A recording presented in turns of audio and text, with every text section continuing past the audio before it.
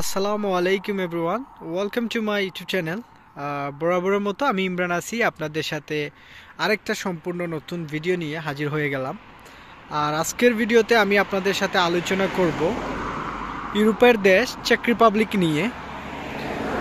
আমাকে ইতিমধ্যে আপনারা অনেকেই চেক রিপাবলিক সম্পর্কে অনেক কিছু আস্ক করছেন, জিজ্ঞেস করেন আমার ফেসবুক পেজ এবং ইউটিউব চ্যানেলে কমেন্টে।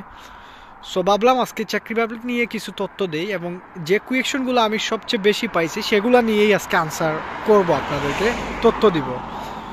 সো চেক রিপাবলিক যারাই আমার চ্যানেলে নতুন দয়া করে সাবস্ক্রাইবও করে দিবেন।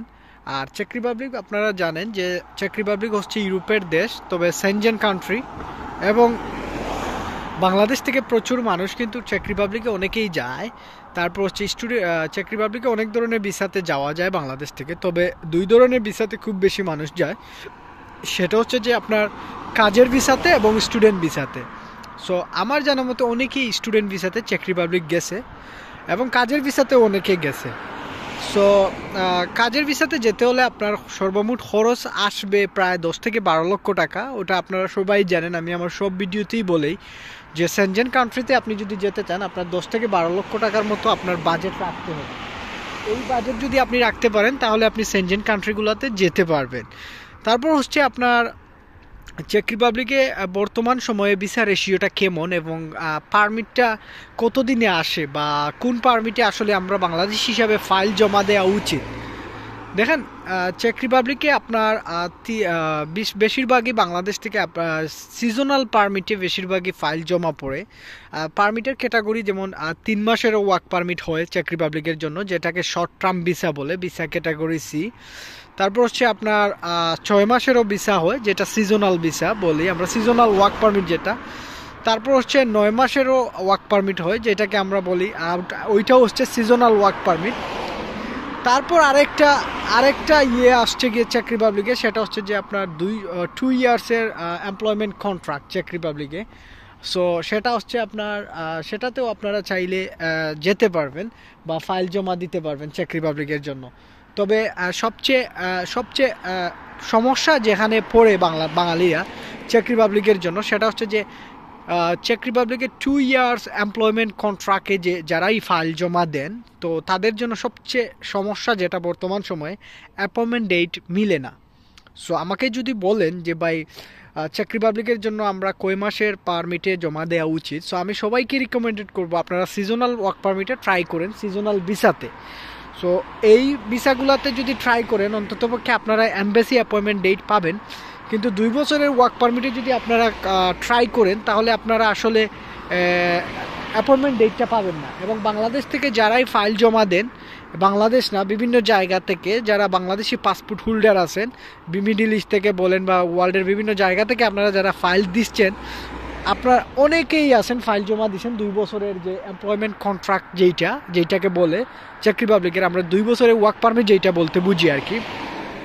এইটাতে আসলে বাঙালিদেরকে মানে অ্যাপয়েন্টমেন্ট ডেট দেয় না। যারা বাংলাদেশ থেকে ট্রাই করেন তারা কখনোই আমার জানা মতে অ্যাপয়েন্টমেন্ট ম্যানেজ করতে পারবে না। সো এটা হচ্ছে একটা বড় একটা সমস্যা।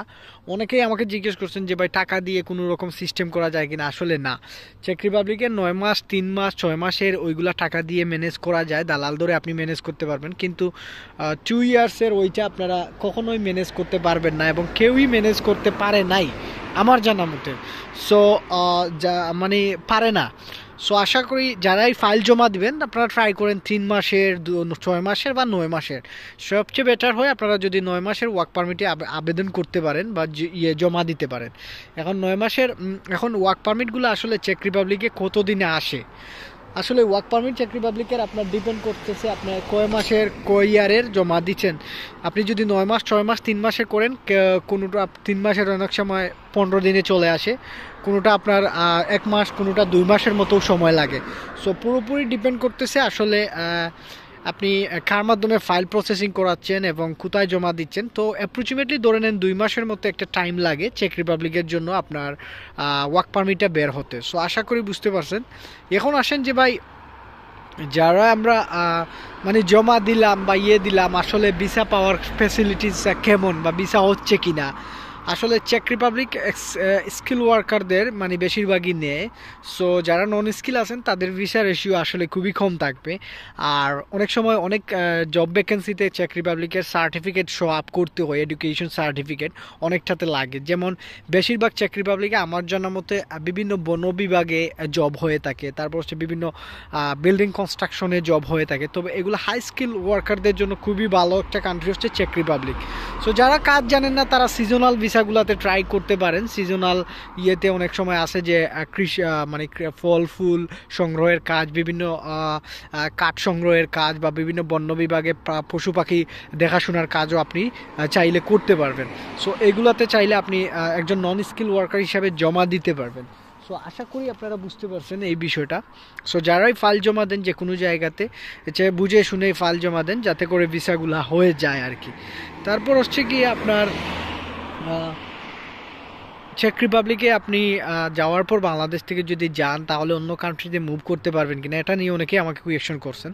সো আপনারা ইজিলি মুভ করতে পারবেন চেক রিপাবলিকে। আপনি যদি যান চেক রিপাবলিকে যাওয়ার পর আপনি চাইলে ইজিলি অন্য কান্ট্রিগুলোতে মুভ করতে পারবেন, কোনো সমস্যা না। যারাই আপনারা বাংলাদেশ থেকে ট্রাই করবেন, আপনারা যদি ভিসা হয় তাহলে আপনি ইজিলি অন্য কান্ট্রিগুলোতে যেতে পারবেন, কোনো সমস্যা না। সো কারণ যেহেতু সেনজেন কান্ট্রি, সো আপনি চাইলে যে কোনো দেশেই যেতে পারবেন, এটা আসলে কোনো সমস্যা না। সো যারাই চেষ্টা করবেন চেকের জন্য, ভাবতেছেন যে ওখান থেকে অন্য দেশে চলে যাবেন, সো আপনারা চলে যেতে পারবেন, কোনো সমস্যা না। সো এটা মাথায় রাখবেন যে যেহেতু সেনজেন কান্ট্রি গেলে আপনি ইজিলি মুভ করতে পারবেন, সমস্যা না। সো যারাই আমার চ্যানেলে নতুন দয়া করে সাবস্ক্রাইব করে দিবেন। আমি বরাবর চেষ্টা করি বা কিছু ইনফরমেটিভ আপনাদেরকে দেওয়ার জন্য, ইনফরমেশন দেওয়ার জন্য। সো আমি এখন কিন্তু একটা ইয়ের দিকে যাইতেছি, ওখানে পাবে গান চলতেছে আর কি। সো আমি কাজের শেষে ভিডিও মেক করতেছি। সো আপনারা মানে সাবস্ক্রাইব করবেন আর কি, সাবস্ক্রাইব করলে ভালো লাগবে। আর তারপর হচ্ছে যে যারা আমাকে বলছেন যে ভাই আপনি যদি অনেকে আমাকে জিজ্ঞেস করেন যে কাজ চেঞ্জ করা যায় কিনা চেক রিপাবলিকে, বা সিজনাল ভিসাতে যাওয়ার পর ওই দেশে মানে কাজের ভিসাতে এক্সটেনশন করার কোনো সুযোগ আছে কিনা। দেখেন চেক রিপাবলিকে যারাই যাবেন আপনারা সিজনাল ভিসাতে যদি যান তাহলে আপনারা কাজ এক্সটেনশন করতে পারবেন না, অর্থাৎ আপনি কাজ চাইলেও মানে মেয়াদ বাড়াইতে পারবেন না, মানে ভিসার মেয়াদ বলেন বা আপনার ওয়ার্ক পারমিটের সিজনাল বলতে আপনি যে মাসের ভিসাতে যাবেন ওই মাস পর আপনাকে বাংলাদেশে ব্যাক করতেই হবে। এটা হচ্ছে গিয়ে আপনার রুলস এবং রেগুলেশন। এখন আপনি যদি চান ওই দেশ থেকে অন্য দেশে পালিয়ে যেতে তাহলে ওইটা আপনি পারবেন, ওইটা আপনার ব্যক্তিগত বিষয়। আপনি যদি যাওয়ার পর 3-4 মাস থাকার পর আপনি অন্য দেশে চলে যাবেন। সো আশা করি বুঝতে পারছেন এই বিষয়টা। এখন চেকের জন্য যারাই ফাইল জমা দেন বর্তমানে জমা দিলে আপনাদের ভিসা আলহামদুলিল্লাহ হওয়ার চান্স থাকবে যদি আপনি সব ধরনের রিকোয়ারমেন্ট ফিল আপ করতে পারেন। এবং আপনারা মনে রাখবেন আপনাদের জন্য চেকের জন্য কিন্তু আপনারা ইন্ডিয়া যেতে হবে, আপনার বাংলাদেশ থেকে হবে না। সো আশা করি বুঝতে পারছেন। আর বেতনের আরও কিছু মানুষ আমাকে আস করছেন যে বেতনটা কেমন মিলে। চেক রিপাবলিকে বেতন সেটা হচ্ছে আপনার 850 থেকে শুরু করে ইউরো থেকে শুরু করে 1000 ইউরোর মতো আপনি ইনকাম করতে পারবেন চেক রিপাবলিকে। সো আশা করি বুঝতে পারছেন এতটুকুই। আর যারাই আমার চ্যানেলে নতুন দয়া করে সাবস্ক্রাইব করে দিবেন। আর চেষ্টা করব পরবর্তী কোন ভিডিও দেখতে চান, কোন দেশ নিয়ে আপনারা কমেন্ট করবেন আর কমেন্টে জানিয়ে দিবেন যে আসলে নেক্সট ভিডিও কোন দেশ নিয়ে করব। আর প্রতিদিন চেষ্টা করব লাইভে আসার জন্য, লাইভে আসলে আপনারা এড হবেন। আর কোনো কোয়েকশন থাকলে আমাকে লাইভে জিজ্ঞেস করবেন, আমি আপনাদেরকে আনসার দিব। সো ভালো থাকবেন, সুস্থ থাকবেন। আজকের মতো বিদায় নিয়ে নিচ্ছি। আমি ইমরান আছি আপনাদের সাথে। আল্লাহ হাফেজ। সাবস্ক্রাইব করে দিবেন। আল্লাহ হাফেজ।